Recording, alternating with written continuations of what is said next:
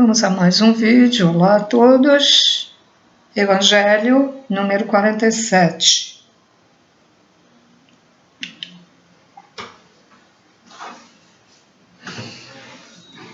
O título dessa parte do Evangelho é: Quem é minha mãe e quem são meus irmãos? Tudo bem, vamos lá. Tendo vindo para casa, reuniu-se aí tão grande multidão que eles nem podiam fazer sua refeição. Só um momento.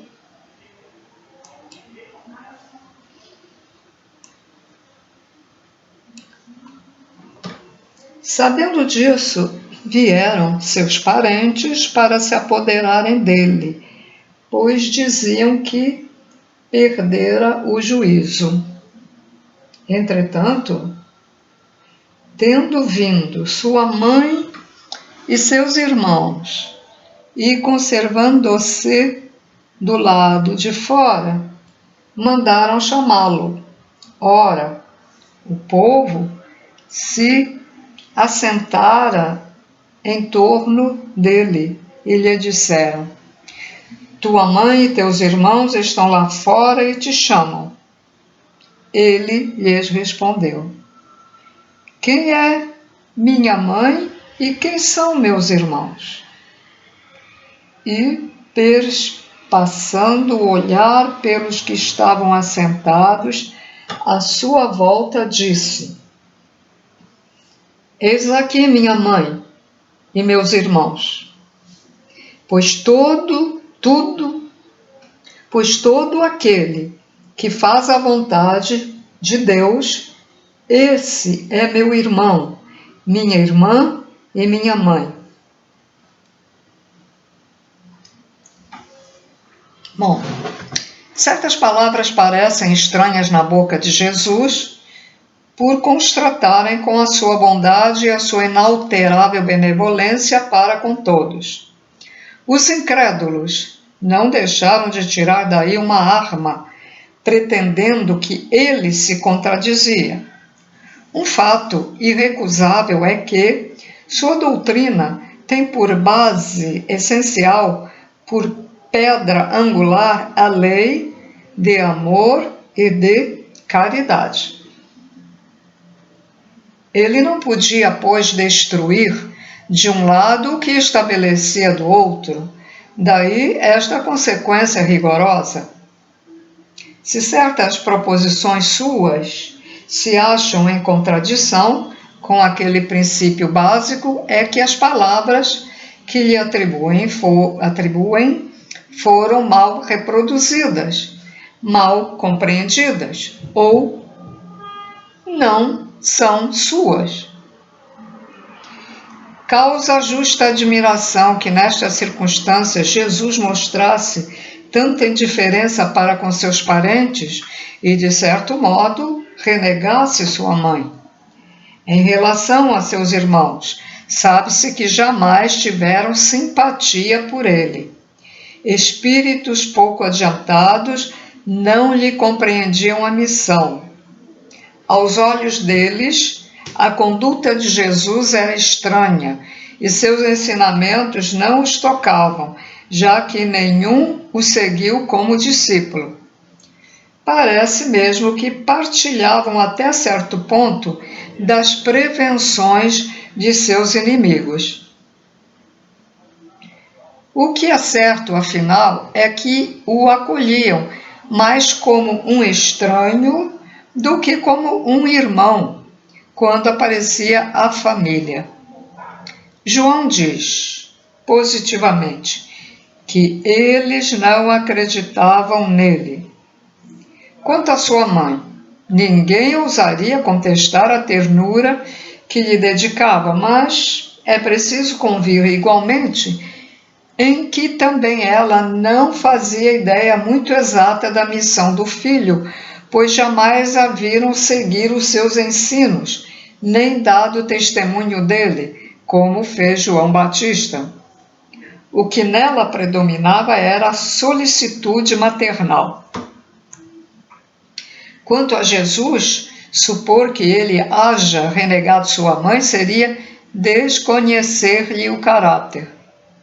Tal pensamento não podia animar aquele que disse: honrai a vosso pai e a vossa mãe. Deve-se, pois, buscar outro sentido para suas palavras, quase sempre veladas sob a forma de alegórica.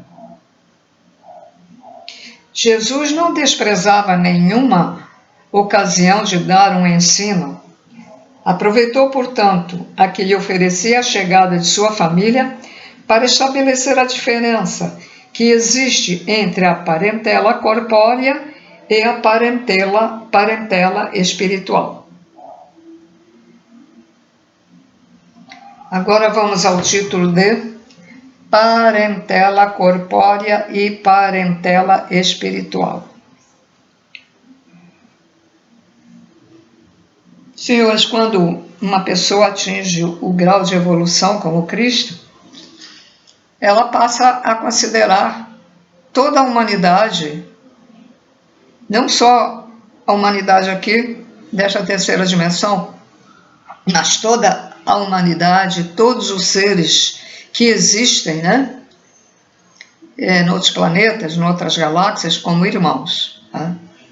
Mas para sentir isso, precisa evoluir muito. Né? Os laços do sangue não estabelecem necessariamente vínculos entre os espíritos. O corpo procede do corpo, mas o espírito não procede do espírito, porque o espírito já existia antes da formação do corpo. Não é o pai que cria o espírito de seu filho, apenas lhe oferece o invólucro corpóreo, cumprindo-lhe, no entanto, auxiliar o desenvolvimento intelectual e moral do filho para fazê-lo progredir. Os espíritos que encarnam numa mesma família, sobretudo como parentes próximos, são, na maioria das vezes, espíritos simpáticos, ligados por relações anteriores que se traduzem por uma afeição recíproca na vida terrena. Mas também pode acontecer que sejam completamente estranhos uns aos outros, divididos por antipatias igualmente anteriores que se expressam na Terra por um mútuo antagonismo a fim de lhes servir de provação. Os verdadeiros laços de família não são, pois, os da consanguinidade, e sim os da simpatia e da comunhão de pensamentos que prendem os espíritos antes, durante e depois de suas encarnações. Consequentemente, dois seres nascidos de pais diferentes podem ser mais irmãos pelo espírito do que se o fossem pelo sangue. Podem atrair-se, buscar-se, sentir prazer quando juntos, ao passo que dois irmãos consanguíneos podem repelir-se, conforme se vê todos os dias. Eis um problema moral que só o Espiritismo podia resolver pela pluralidade das existências. Há, pois, duas espécies de famílias. As famílias pelos laços espirituais e as famílias pelos laços corpóreos. As primeiras são duráveis e se fortalecem pela purificação, perpetuando-se no mundo dos espíritos através das várias migrações da alma. As segundas, por laços corpóreos, né? As segundas, frágeis como a matéria, se extinguem com o tempo e muitas vezes se dissolvem moralmente, já na existência atual. Foi o que Jesus quis tornar compreensível, dizendo de seus discípulos,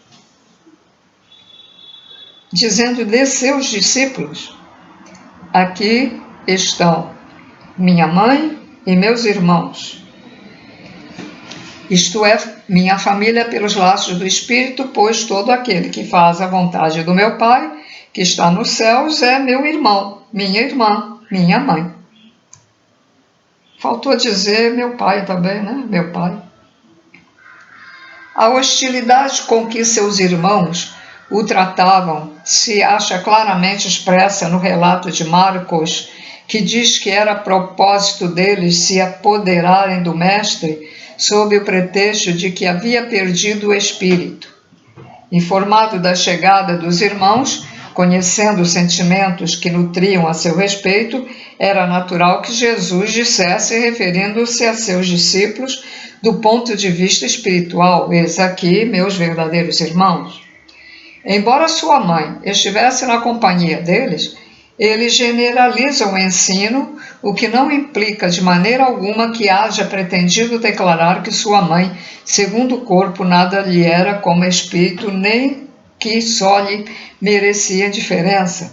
Sua conduta, em outras circunstâncias, provou suficientemente o contrário.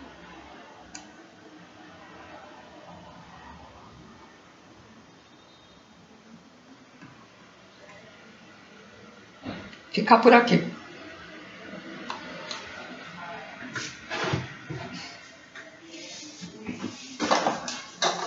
Aliás, um filho ou filha tem que respeitar o pai ou a mãe, né? E isso hoje é muito difícil, respeitar os pais, devido ao caminho da educação ter sido desvirtuado, né?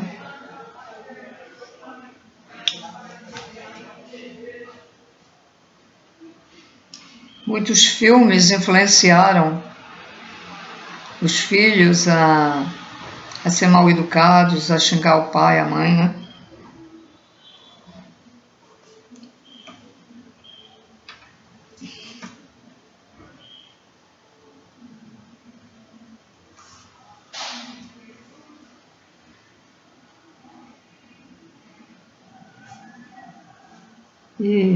E aqui no Brasil, isso começou com filmes americanos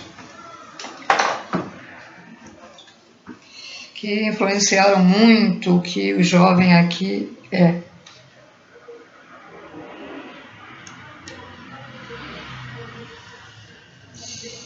E aqui também no Brasil, agora estão aprendendo a respeitar os velhos, mas nunca respeitaram muito os velhos. Eu assisti um neto dizer assim, eu disse assim: espera aí que a avó está saindo do banheiro, mas eu quero entrar. E ele depois disse assim: essa velha coroca. Ela não ouviu, ou se ouviu, fingiu que não ouviu. Isso é coisa que se diga de uma avó, um neto, dizer velha coroca. Já basta a tristeza que a pessoa tem por estar muito velha e depender da família para sair, né? Porque ela não saía sozinha já, depois ficou muito velhinha, não saía mais sozinha. Inclusive eu a acompanhei para levar ao posto de saúde, né? Porque ela tinha uma consulta marcada. E a filha estava em casa, não levou, me pediu para eu levar a mãe dela lá. Por que a filha não foi? Não sei, achei tão estranho isso. A obrigação até do neto, por ser novo, ele era adolescente. Mas era muito novo ainda. De 15, 16 anos, por aí. Então, aí, quando eu fiquei mais velha, eu deixei de ir lá por causa de... Tem que subir escada até o terceiro andar, né? Mas eu fiquei pensando aqui em casa. Se eu continuasse indo lá, como é que ele ia, quando virasse as costas, o que é que ele ia falar de mim? Ih, essa velha, essa velha chata tá aqui de novo. Então, senhores, aqui tem respeito. Uma pessoa nasce, passa uns anos para se educar, para aprender a ler e escrever. Vai aprendendo no decorrer dos anos as coisas da vida. Não estou nem falando de instrução agora, as coisas da vida, do dia a dia. E às vezes quando a pessoa já tem uma experiência boa, que aprendeu muita coisa, já não pode fazer nada na vida, porque a idade não permite. E é desrespeitada ou desrespeitado, né? Isso é bonito, está certo que a juventude faça isso. Então tem uma grande maioria que pega nos pais e joga no asilo, esquecendo, barulho foi lá fora, esquecendo que o pai e a mãe os criou, trabalhou para sustentar os filhos, trabalhou para pagar o estudo, quando não é de graça, né? É pago, eu estou falando que às vezes consegue entrar para uma faculdade gratuita, né? É aquele período que os pais gostariam até de passear um pouco, ir para fora, mas pensaram, não, é melhor não. Meu filho está numa idade que é melhor a gente ficar por aqui. Sacrificaram. E aí são jogados aí. E aí acontece que ficam lá no aniversário deles, no Natal, no final do ano, a maioria, nem vão visitar. É certo isso? Vocês que estão, por um acaso, estão assistindo esse vídeo, se vocês fazem isso, pensem, repensem e pergunte ao seu interior: o que eu estou fazendo está correto? Eu estou agindo como uma pessoa que tem amor dentro de mim? Eu estou agindo como uma pessoa que tem compaixão? Agora vou dar um exemplo oposto. Pais que não ligaram muito para os filhos e tal. Aí os filhos, aí já tem assim, ele se acha que não tem obrigação de cuidar dos pais, porque eles não foram lá muito legais para ele, então ele joga lá num asilo. E faz a mesma coisa. Não vai lá visitar, não vai. Só um instante.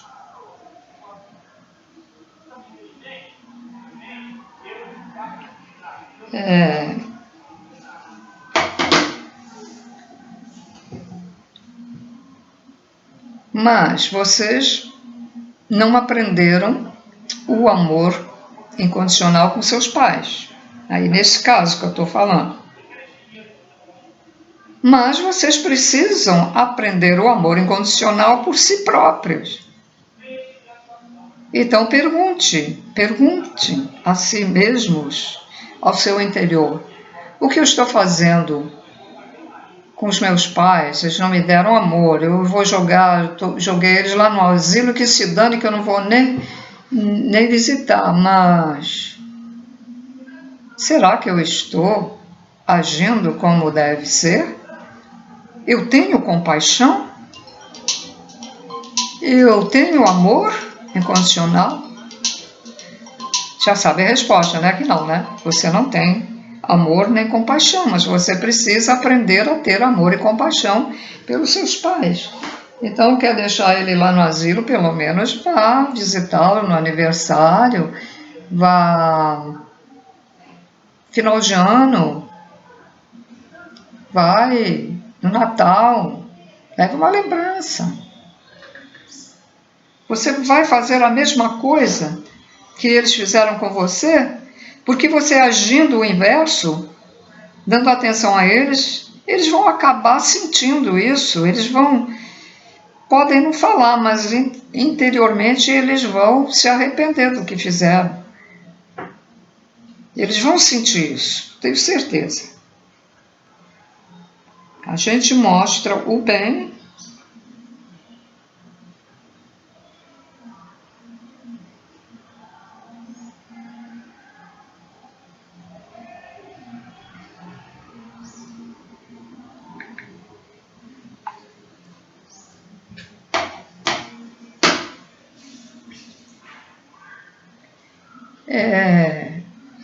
eu vi aqui o negócio que eu estava respondendo, tá? No celular. Então leva alguma coisa que ele gosta, ou aquele biscoitinho. Não é porque a gente teve desamor dos nossos pais ou das pessoas que nos criaram, que não eram pais, que a gente vai agir da mesma maneira com eles.